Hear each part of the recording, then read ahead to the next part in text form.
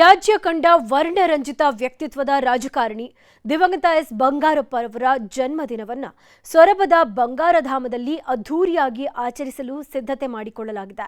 ಇದರ ನಡುವೆ ಸರ್ಕಾರದಿಂದ ಬಂಗಾರಧಾಮಕ್ಕೆ ಪ್ರವಾಸಿ ತಾಣದ ಮಾನ್ಯತೆ ಸಿಕ್ಕಿದೆ.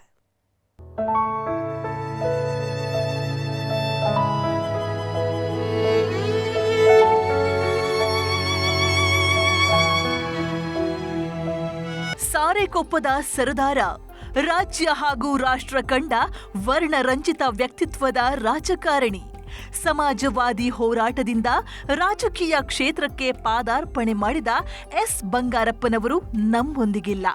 ಆದರೆ ಅವರ ಚಿಂತನೆ, ಜನಪರ ಯೋಜನೆಗಳು ಜನಮಾನಸದಲ್ಲಿ ಅಚ್ಚಳಿಯದೆ ಉಳಿದಿವೆ. ಇಂದು ಬಂಗಾರಪ್ಪನವರ 93ನೇ ಜನ್ಮದಿನೋತ್ಸವ. ಈ ಹಿನ್ನೆಲೆಯಲ್ಲಿ ಅವರ ಜನ್ಮದಿನೋತ್ಸವವನ್ನ ಸೊರಬದಲ್ಲಿ ಅದ್ದೂರಿಯಾಗಿ ಆಚರಿಸಲು ಸಿದ್ಧತೆ ಮಾಡಿಕೊಳ್ಳಲಾಗಿದೆ. ಎಸ್ ಬಂಗಾರಪ್ಪನವರಿಗೆ ರಾಜ್ಯ ಸರ್ಕಾರದಿಂದ ಗೌರವ. ಸೊರಬದ ಬಂಗಾರಧಾಮಕ್ಕೆ ಪ್ರವಾಸಿ ತಾಣದ ಮಾನ್ಯತೆ. ತಮ್ಮ ಜೀವಿತಾವಧಿಯಲ್ಲಿ ಎಸ್ ಬಂಗಾರಪ್ಪನವರು ಒಟ್ಟು 8 ಬಾರಿ ಶಾಸಕರಾಗಿದ್ರು. 4 ಬಾರಿ ಸಂಸದರಾಗಿ ಆಯ್ಕೆಯಾದ ಅವರು ರಾಜ್ಯದ ಮುಖ್ಯಮಂತ್ರಿಯಾಗಿಯೂ ಸೇವೆ ಸಲ್ಲಿಸಿದ್ರು.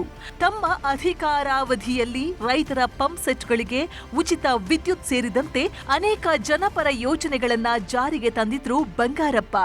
ಇಂದು ಅವರ ಜನ್ಮದಿನೋತ್ಸವದ ಹಿನ್ನೆಲೆ ಬಂಗಾರಪ್ಪ ಫೌಂಡೇಶನ್ ಹಾಗೂ ಅಭಿಮಾನಿ ಬಳಗದಿಂದ ಶಿವಮೊಗ್ಗ ಜಿಲ್ಲೆ ಸೊರಬದ ಬಂಗಾರಧಾಮದಲ್ಲಿ ಆಚರಿಸಲಾಗುತ್ತಿದೆ. ಸಾವಿರಾರು ಜನರು ಸೇರುವ ನಿರೀಕ್ಷೆ ಇದ್ದು ಬೃಹತ್ ವೇದಿಕೆ ನಿರ್ಮಾಣಗೊಂಡಿದೆ.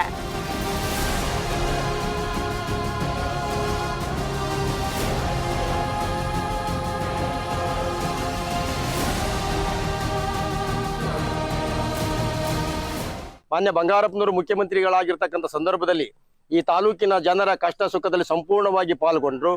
ಹಾಗೆಯೇ ಭೂ ಸುಧಾರಣಾ ಕಾಯ್ದೆಯನ್ನ ಜಾರಿಗೆ ಯಥಾವತ್ತಾಗಿ ತಂದು ಭೂಮಾಲೀಕರ ವಿರುದ್ಧವಾಗಿ ಗೇಣಿದಾರರ ಪರವಾಗಿ ಹಕ್ಕುಪತ್ರಗಳನ್ನು ಕೊಟ್ಟು ಅವರನ್ನ ಭೂಮಾಲೀಕರನ್ನಾಗಿ ಮಾಡಿರ್ತಕ್ಕಂಥವ್ರು ನಮ್ಮ ನಾಯಕರಾಗಿರ್ತಕ್ಕಂಥ ಬಂಗಾರಪ್ಪನವರು. ಯಾವತ್ತೂ ಈ ರಾಜ್ಯ ಕಂಡರಿಯದಂತ ದಿಟ್ಟ ರಾಜಕಾರಣಿಯಾಗಿ ಮೆರೆದಿರ್ತಕ್ಕಂಥವ್ರು. ಅವರ ಮುಖ್ಯಮಂತ್ರಿ ಆಗಿದ್ದಾಗ ಅವರ ಬಡವರ ಪರ ಕಾಳಜಿ ಮತ್ತು ಅವ್ರ ರೈತರ ಪರ ಕಾಳಜಿ, ಅವರ ಕೆಲವು ಯೋಜನೆಗಳು ಇತಿಹಾಸದಲ್ಲಿ ಉಳಿಯುವಂಥವು.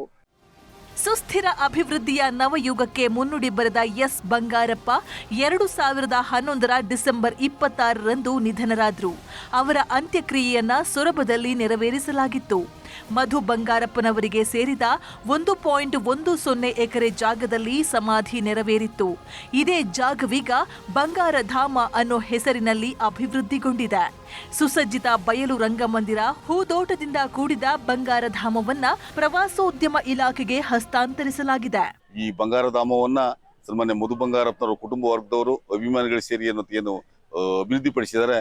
ಈಗಾಗಲೇ ಕರ್ನಾಟಕ ಸರ್ಕಾರ ಈ ಬಂಗಾರಧಾಮವನ್ನ ಪ್ರವಾಸಿ ತಾಣವಾಗಿ ಇವತ್ತು ಘೋಷಣೆ ಮಾಡಿದೆ. ಒಟ್ನಲ್ಲಿ ಶಿವಮೊಗ್ಗ ಜಿಲ್ಲೆ ಸೊರಬದ ಬಂಗಾರಧಾಮಕ್ಕೆ ಪ್ರವಾಸಿ ತಾಣದ ಮಾನ್ಯತೆ ಸಿಕ್ಕಿದೆ. ಇದು ತಾಲೂಕಿನ ಜನತೆಯ ಖುಷಿಯನ್ನ ಇಮ್ಮಡಿಗೊಳಿಸಿದೆ.